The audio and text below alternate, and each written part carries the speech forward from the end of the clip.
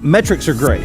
Like getting that data is fantastic, and you want that. But I think a lot of people they misidentify metrics as results.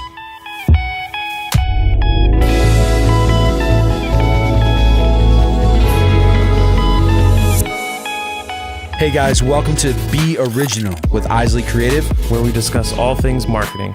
Thanks for tuning in, and we hope you enjoy. All right, welcome back, everybody, to the Be Original podcast. My name is OJ, and I'm Christian. And we are on Season 3, Episode 5. We're excited that you're here. We're excited that we have our guest today, the one and only Eric Pound, executive producer from Studio North. Welcome, Eric. And the crowd goes wild. Awesome. Eric, thanks for hanging out with us today. Oh, man, my pleasure. Happy to be here. Before we get started, make sure you guys like, comment, subscribe, all that good stuff, because what you've seen so far has been amazing. So that's what you have to do, right? Before you see anything else, make sure you like it if you like it. Sweet. So Eric offers a really unique perspective to our business because we work really closely together for a lot of stuff. But not only that, it's very different from anything else that we've talked about so far this season, in the sense that you are coming from the perspective of an actual agency, which is very different from a corporate client or the people that we've even had talk to previous to this, right? So today we're going to talk a little bit about, from the agency perspective, why is it important to create content?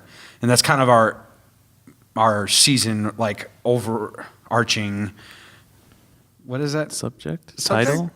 What? Theme. There you go. There you go. Yeah. See, bring the marketing guy. Marketing guy. So why don't you tell us a little bit about what you do for Studio North and kind of that kind of thing. Sure. Well, the running joke around the office is if it moves or makes noise, I'm the guy that's like touching it or whatever. So I think generally speaking, just a little background on Studio North. We're an independent brand marketing agency in North Chicago, primarily B2B, and we've really put a big emphasis, over the last few years, on storytelling, and now specifically creating these moments that matter to our clients. And that could be any number of things. It could be not just tactics and deliverables, but how you do business, what your process is, what your culture is, and are you creating these moments that not only your clients can relate to and that they can latch on to and they find value in, but your clients' clients as well. And so that's kind of our position in the marketplace right now, is to be that SME in a sense, and that valued partner in creating these moments for our clients' clients. Mm-hmm. Yeah, you have you guys have a beautiful office here there in North Chicago, but when you walk in, the first thing you see, even from a client's perspective, is that, I forget what it says. Make it matter. Make it matter. Make it matter. And that's kind of what it goes hand in hand with what you're talking about. Obviously, with all your clients, that's the approach that you take for everything, right? That's right. It doesn't matter what kind of content you're creating. There's a lot of content out there. And we were talking about this many times before. It's really easy to curate content because there's so much of it, But then finding content that is valuable at that time to the person that's viewing it, whether it's on sales, are you getting them at the right point of the sales funnel, whatever the funnel means these days, because it's changed and people don't enter that funnel the same places they did in the past. And so whether it's part of that sales process or whether it's part of the channels or the distribution platforms you're on, being able to serve up the right kind of content at the right time to get the right results. That's truly the benefit and the value that agencies and even companies like yours that are in content creation. You don't want to just create content for the sake of creating content, right? It's got to have some sort of value that's coming out of it. And so I think it's incumbent on all of us, including our clients even, to know what they want to try to get out of that content, so that when they come to us and ask us to do something that is, bring the magic, if you will, create something magical or these wonderful moments, that they are moments and not just something that just becomes part of the white noise. Sure.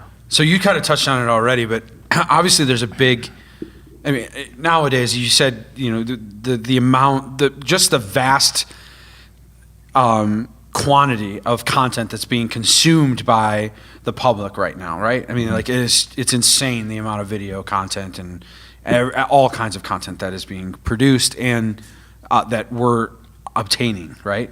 So that's one piece of it. So how do we, why is it important for our clients to start pushing on this content part of it? Well, it's a really interesting question because there are several different types of clients, I guess. One, you've got clients, and I think back to the early years of online distribution, like through YouTube and what have you. Like we used to literally have clients that would come to us and go, make us a viral video. Remember that? I want a viral video. It's like, well, we can make you a video and we can, try to create the kind of moments in that video that people can, resonate with on like a visceral level, because that visceral emotional gut response is what gets people to want to share and push it out, and that's what becomes viral. But no one has talked about the content strategy around it. They want to know the results, so it's there's a large part of that. And so why do customers want, or why should anyone want to pursue creating content? I think it all starts with, what are you trying to get out of your content? There's a lot of people that just, we'll just call it trend watching. There's a lot of trends out there for 2019 in the way of video content. VR is going to be really big. Video blogging, not really unlike what we're doing here. Really big, 360 video. Even different aspect ratios, like going vertical or square for certain platforms. All of those are like trends, but they don't really talk about like why you're going to do that. Right. Why? What is the value of creating something in vertical, or the value of that 360 content? It's not just trend spotting, because we can be really good at finding trends and pushing you in there so that you're in there as well. But now you're just, you're not a me first anymore. Now you're a me too and an also ran. And did it bring any value to you? And so if you're going to start looking at value, you have to figure out like what kind of metric you're going to put on that and what's going to really move the needle. Are you trying to get a lift in sales?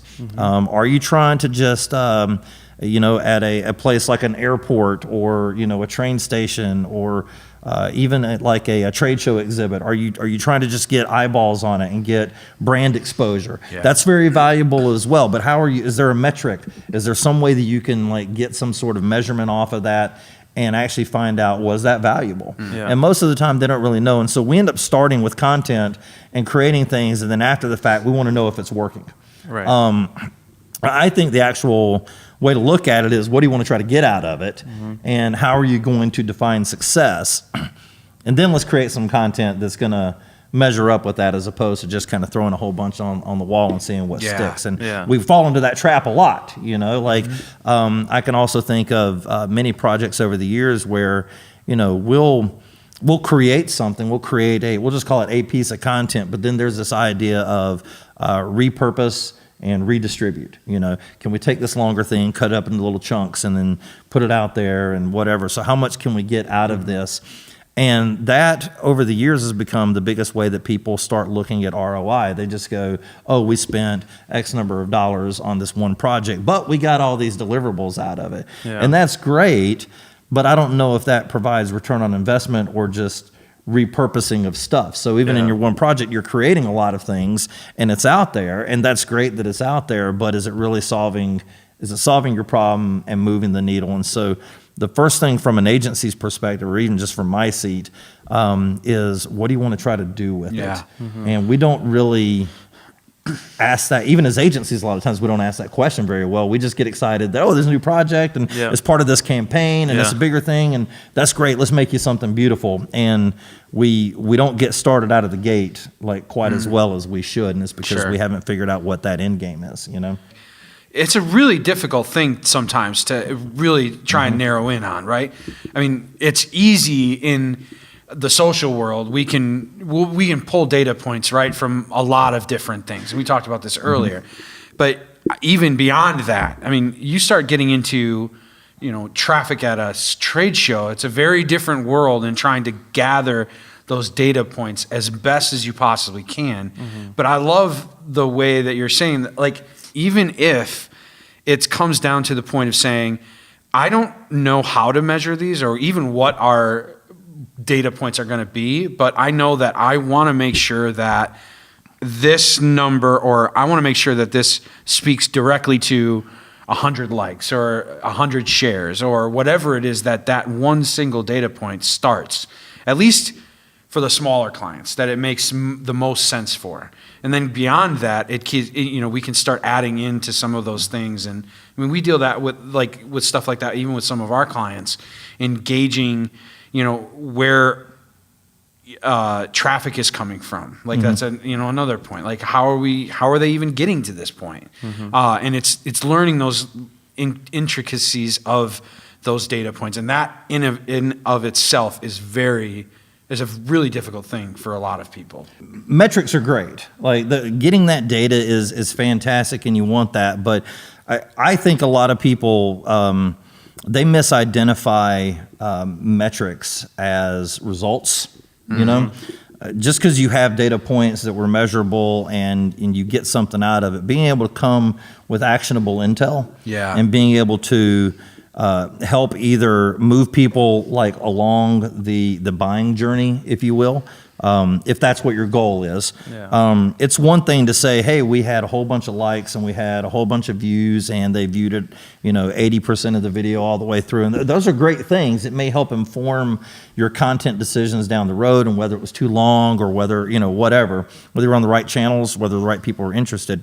But did it get you the result that you were looking for? You can be really proud of a lot of viewers, but if it didn't, you could have 20,000 viewers on something, but if nothing moved the needle, then it may not be enough. And all you might want is eyeballs. That might be very appropriate, and it could be the result that you're looking for. How can I get brand exposure? I just want to get my name out there, my brand out there, let people see that we're in this particular space. Yes, likes and shares and time viewed and all that, that's great. Whether you're interested in something else or not is a different story. And so if you're, again, most companies are savvy enough, if you're going to put something on your website, a video on your website, do you have the right hooks into e-commerce, for example, to determine if, hey, they watched the video, they clicked in on a product that was listed underneath there, they dove in there, it was in their cart, they made a purchase, and now you have a proof point for ROI. Those things are a little bit more difficult in places where you don't have a direct path, like on e-commerce or on the web. So think of like digital out of home, or think of a trade show or something along those lines where you just have eyeballs on the screen. How do you know they were getting anything out of it? You have to figure out, one, is it important to measure? And two, if it is important to measure, how are you going to measure it? You can create great content in your trade show booth at your exhibit, for example. But is it really valuable? The question that or actually just not even the question, an observation that I had at a recent show was during the NFL playoffs, and there was an exhibit that I'm not going to name that was close by, and they had their own content up there for a while, but now when a playoff game showed up, they put the playoff game up on this big LED, and it was big, beautiful, whatever, and now they had feet in their exhibit. Wasn't their content. They just happened to serve it up, and it did, in effect, what they wanted, which is creating some stopping power. Get people to stay there, linger long enough for their salespeople to come in. Hey, what do you think of the game? That was a crazy interception, whatever. Hey, let me talk to you about our solution. Wasn't even their content. They probably shouldn't have done it. It's illegal. but they did it anyway, and I would argue that to some great effect. If you're just looking at eyeballs kind of getting up on the screen, I can create you something that's full of messaging, can tell you a wonderful story, and build it all around your brand. Or I could put a Tom and Jerry cartoon up there, and it might stop people as well. So, whether you're willing to invest the bigger dollars into it to get whatever results, I think you have to really determine what you want to get out of it. And if you do, as I said earlier, figure out how to measure it using things like sensor technology. Can you heat map an area in your store where you've created some video content that talks about something that's on sale or a display piece, and can you track that person that lingered in front of your screen, saw that, moved it over there to where the new Nike shoes are, and then there you go. Now you've got something that's there. Can you look at things like eyeline sensors, and can you determine whether they're actually they're gazing on this content, and how long was that happening? Linger rates, determining either through proximity sensors or whatever. And these are all things I think that are the next evolution of how to measure the immeasurable. Sure. That we haven't really been doing in the past, and now we're just starting to see a lot of that. In the agency world, our clients are again, they're savvy enough to know if we create it, we have to measure it. And these other things have been really easily measured. How can we measure the immeasurable now? And so that, to me, again, starting block. Figure out what you want to get out of it, how you're going to measure it, and then now let's create the content that you want, whether it's something highly branded or Tom and Jerry. That ties in a lot with what we went over last season, and it ties these two seasons together. And last season we talked about creating content for every stage of the buyer's journey, and we were talking about that, like measuring. If your whole goal is awareness, then your measurability changes from conversions. You know what I mean? Like, it's totally different. And the value that you bring in your content is totally different. And so it's interesting because it really depends on where your company or your business is at and what your goals are, as it starts there.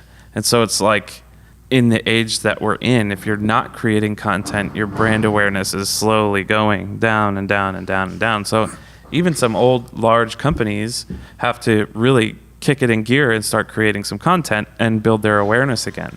Is maybe I forgot about them, or I forgot they did this, or whatever it is, and it starts there, and then you start to move into understanding, awareness campaigns and content can bring value too. It's not just getting eyeballs on it, but how do you create something that people actually want to see, want to hear, want to listen to, and what is it doing to actually give people something? We're so concerned about bringing people in and having them give something to us, and in order to do that, you have to give something first, and especially when you're asking them to buy. When you're asking anybody to buy into a brand or a purpose or anything like that, that's where it's like, okay, what are you giving to them? So if you figured out how to measure for your goals, right? You've got your KPIs in place. All right, I'm going to make this investment in order to bring this in. What piece of value do I need to give to these people that is fair, or even more than what I'm requesting of them? And that's something that we go through, even just creating this blog. Like, I just think that there's a lot of value, even in the things that you're saying, that people have to pay a couple $100 an hour to hear. And we're saying, look, this isn't privileged information. You know what I mean? Like, this is, and the marketing agency world has always been so elusive. Well, they just know what they're doing. And the reality is, for years it was just, well, we try this. Oh, that didn't work. We try this. And now we're in a time where we can calculate these things. We can learn and grow and understand, okay, that piece of content didn't work as well, and we can see it faster. You can measure it quicker and say, okay, we're not doing that. Like, within a week, within 2 weeks, you can see it if it's working or not. And then you just move ahead, come up with a new idea, understand a new value to bring. I think it's just super important to get people to understand that, like, there's really no reason to not be making content. Like, it comes to a point where you can measure it so quick that the investment can be small in the beginning. You can measure to see how it works, and then you can either invest more, whether it's time or money. Like doing things regularly is easy and cheap right now. You have iPhones that do an incredible job. You have production companies that have become more and more affordable just because of the changes in the industry and how much content people are making, and just understanding the purpose for each thing. Like, maybe your podcast doesn't have to have a company come in and record it for you. You know what I mean? Maybe you can just buy your mics on Amazon and hit record and go, But then maybe you have a show. Maybe you have a show that is also a podcast, and you're getting your feet wet, and you're seeing, okay, people are liking to see like sets that relate to what we're talking about, or people like the high quality production in our industry, or this and that. And then you start hiring, and you understand and start to learn where to put your money, because you see where the value is. Right. What are people clinging onto and attaching to? And I think that's huge, We had a client that we've been working with in the past, and we did a campaign. It was a holiday campaign that was built specifically for a set of products that we had to try and sell. Well, when it was all said and done, it was all done and over with. We saw that we got in front of a lot of people. I mean, we had over 100,000 people that have viewed the video at X amount of whatever the rate is that Facebook gives us, right? So we saw this, and from the client's perspective was, well, this failed miserably because we didn't make any money back. And so I feel like it's kind of twofold. So they didn't make their money back, but I think that goes into, there's a lot of reasons why that didn't happen. Mm-hmm. But then also on top of that, you have to look at it from the perspective of, we had good enough content to get 100,000 people interested to click through an ad. Now what are we going to do with those 100,000 people? Yeah. Like, okay, only 1,000 of them bought something, but we still have 100,000 people that we can continually get in front of. And what kind of content and what kind of tracking are we putting in front of them or behind the scenes to really, ultimately it's to buy a product. So what are we doing to drive them to do that? And what kind of content are we building and all this other stuff, right? And how that all fits into various nurture streams that you're going to create for people that have already consumed several components of your content. And then, are you able to follow them on their journey a little bit? And then are you able to do something that's really been kind of the brass ring over the years for video content, this idea of personalization. It's real easy to set up a personalized email and send to somebody, but video content and even audio content, it's very old school when it comes to like this broadcast mentality. It's we're going to create something, serve it up for the masses. Yeah. And you're really trying to hit this wide audience. Most marketers nowadays are very savvy when it comes to things like ABM, account-based marketing, and trying to narrow down your target a little bit. So with video, we've had this, just broad audience mentality over the years, because you're going to invest a lot of money maybe in video. So what's the broadest audience you can hit? And that was always the idea, hey, we want more viewers, we want whatever else. In sort of the current age of things, people have become a lot more savvy with stuff like account-based marketing, how to narrow that target down a little bit, and then can you get it all the way down to an audience of one even? And that is something that's been really elusive for video content, because how many times you got to go back in and edit it and that kind of stuff. And there are other companies out there now that are doing things like Vidyard, for example, where you can actually personalize your video content. There's been value in that in the industry, but the more that stuff can kind of become integrated into what we're doing, so you can truly do targeted content, because the targeted content is what keeps you from becoming white noise in the industry with, with all of this, we'll just call it clutter, because there's a lot of clutter out there. Even not just stuff that people are making with their iPhones, watching their cats wrestle around in the living room. There's a lot of clutter that agencies are even making as well. Sure. And, you go on some people's, the brand's YouTube pages, and you can't figure out like what's there. Are we just leaving all this old content? This stuff looks very different than this. Is this product even, or a service even, something you're offering now? And it's just clutter at that point. So what are you serving up? And are you serving up something that's valuable to an audience of one versus an audience of however many? I think there's a lot of different ways to look at that, but I'm particularly interested in seeing how we can get short form video content, very targeted, and get it in front of just a few key decision makers, and what that would look like in terms of bringing value, and can we bring the cost curve down, which of course is the biggest thing that we've heard over the years. Video can be expensive, but it doesn't have to be. Right. And to your point about even podcasts, just go buy mics, do something and create something. and see if you can find value from that. Not every video that you make has to be a Super Bowl ad. Right. You know, Right. it can be something very similar. It can be something from an iPhone or a simple little DSLR camera that you're running around with. There may be certain limitations out of it, but that's the nature of things. Sure. If that's what's valuable, then go with it. You may not have to invest a ton of money, but you are investing your time in content, which I think is really critical these days. Well, the key goes back to, we've talked about this several times. It's something is better than nothing. So like, even if you are only able to do that because that's what you can financially afford to do, you need to be doing it because your clients need to hear from you, or your potential customers need to hear from you. Yeah. And they need to have some kind of sense of who you are, what you do, why you do it. Yeah. And that's like the best way. I mean, obviously that's the best way to do it. Well, and I also want to throw something else out too. Like video is, and at the risk of getting ran out of here by saying this, like video is a tool in your toolbox. Yeah. You know, like sometimes you need a hammer, sometimes you need a screwdriver, and video plays a very important role. But it's not the end all be all. There's going to be times where you're just going to need to deliver, a targeted email marketing campaign.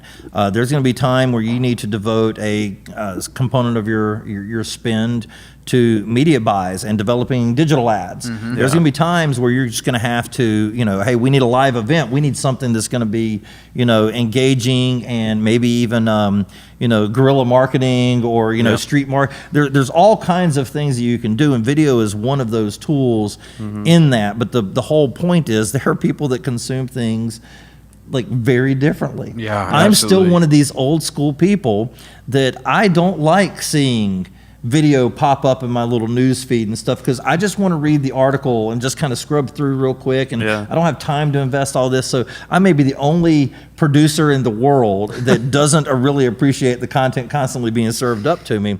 But the point behind that story is sometimes you just need to have a write-up. It's not all about this one thing. You have to figure out how your campaign is being pushed forward, what your audiences are, and then how segmented are they. Are you serving up the right stuff to the right people? Because video content may not reach me the same way that it would reach you. And so it's valuable to you because you're a big spender. And something else, I've got the dollars, I'm willing to spend it, but don't make me watch a big long ad before I get to how to fix the the transmission on my truck. Well, I think that's exactly it. It's like it's when we talk about content, we're not specifically saying video. Yes, video is a huge part of it for us, obviously, and for a lot of people. And I think millennials and younger, definitely video is like a constant. But I think it was Gary Vee that has talked about in the past, like, to play to your strengths. Like if you're somebody that is a phenomenal writer, you write and make notes and post your notes as pictures or stories or whatever. Like use those things because that's the value that you bring as personally. And so I would say the same thing applies to any sort of company. Like obviously know your industry, know your audience, know your demographic, but also know your company's strengths. If your company's strength isn't video or people to be on camera or anything like that, maybe that's not what you should be doing, right? But you should still be posting content. So again, if you have a good writer on staff that, we said this in other conversations, but that just kind of oozes the company culture, have that person write every single day and put something out. Short and sweet, nice and easy, talking about specific things that apply to your industry and the people in your industry, and it gives them value, right? And you can find different people. I mean, most companies have a wide variety of different personality types with different skill sets and things like that. And you're able to, if you really look for those people, you can produce a lot of content internally and just give your clients value.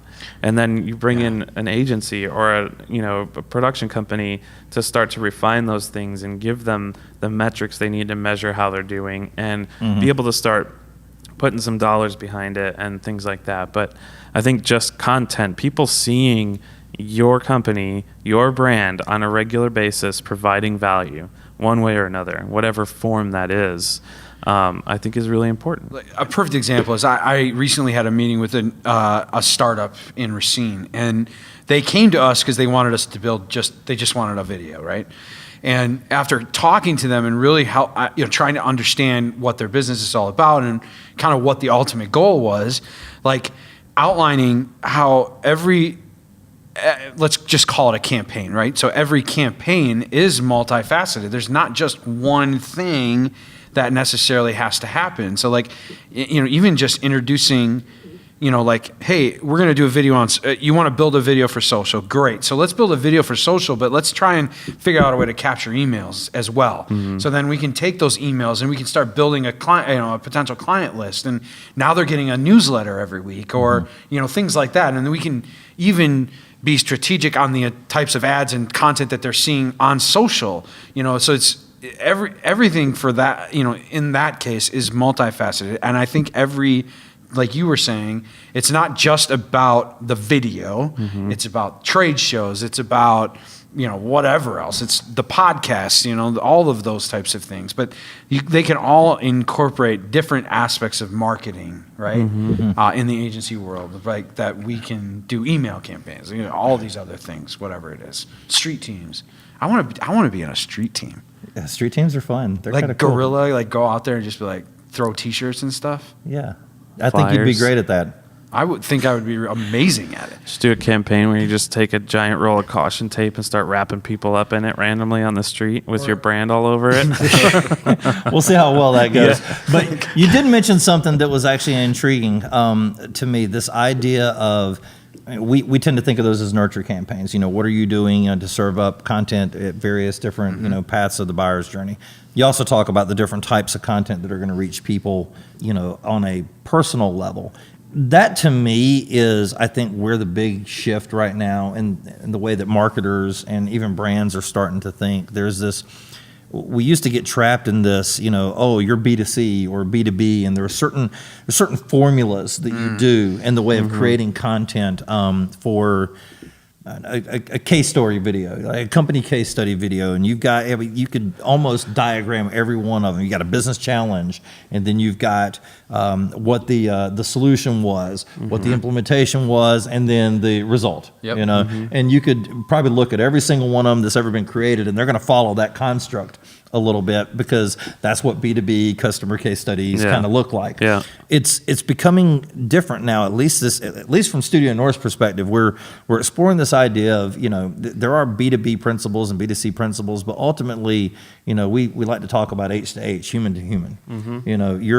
That's so good. You're I like still talking to people that have the same interests that you and I do. Yes. They go to back home and they have their family and their their spouse and their kids and their dog, and they still go to vacation. They do the same stuff I do. Yep. Absolutely. And we tend to think of them very differently, like they're just some buying entity, and if you pull the right levers and push the right buttons, that all of a sudden sales are going to happen and you're going to get results. And we forget that we're talking to us, preaching, as just people. And so I won't go into all the content development strategy that goes around that, but the reality is, I think we have to start remembering we're talking to other people. Absolutely. And we're telling our brand story, but we need to tell it in a way that's relatable to humans. No, and it's crazy to me. Like even these days, like we have conversations with companies, and their response to us in building campaigns and marketing thing is, our industry doesn't market like that. We don't do any video, or we don't do any social, or we don't do anything like that because the buyers at said companies, I just don't think that they're interested in that. I'm just thinking to myself, I'm like, that's the most absurd thing I've ever heard of in my life. Your clients are people, right? Yeah, they still go to the bathroom and they're sitting in the bathroom on their phone. Like they're sitting at a red light. They're pulling out their phone to look on Facebook or Instagram. It's crazy to me that people still have that mentality that it's not the human piece of it. But we still deal with that even today. Yeah. And it's crazy. crazy to me. Well, and that goes into the, to the content mix of, right brain and left brain thinking. And, Sure. It shouldn't be all just, facts and figures and stats and how it's going to be featured. There needs to be these elements that, are points of connection. Yeah. With no matter what. And if you're missing out on either side of that, then the bean counters, if you will, they're going to want to know, why are we creating stuff that's just a bunch of fluffy whatever. Yeah. So you can't have that. Sure. You've got to have people. You still have brand components. Your brand managers that are going to make you stay on point on message, and that's good. Yeah. But we can't leave out these moments of connection, because as everyone knows, you want to do business with people that you know. Yeah. And this is part of what you're saying earlier. Get out there, put yourself out there, let people know, here we are, here's what we do. But don't get so lost in the minutia of what you're messaging and the value that you bring in the way of your products or services or solutions.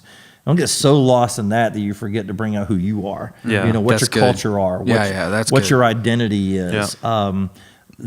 That's who you want to work with. Yeah. You want to work with people that you can trust. You want to work with people that you can go hang out at an NFL game or a hockey game with a beer. Yeah. That's us as people. Now you want what they offer you to be valuable, Yeah. and so your content should focus on both. And if you don't, you lose one or the other. That's where you start following in that white noise, and you lose that differentiation. It's so good that you said that too, because literally our last episode was with Tony at Rockwell, and that's exactly why Rockwell has gotten to the point where they're at right now, and that's why they've hired a full-time content creator. Yeah. Was for that reason exactly. And for them, it was, they realized really fast that they are in competition with big companies like Google and these other people that are, it's really hard to, when you stack Google and Rockwell up together, it's really hard to justify not going to Google because of all of the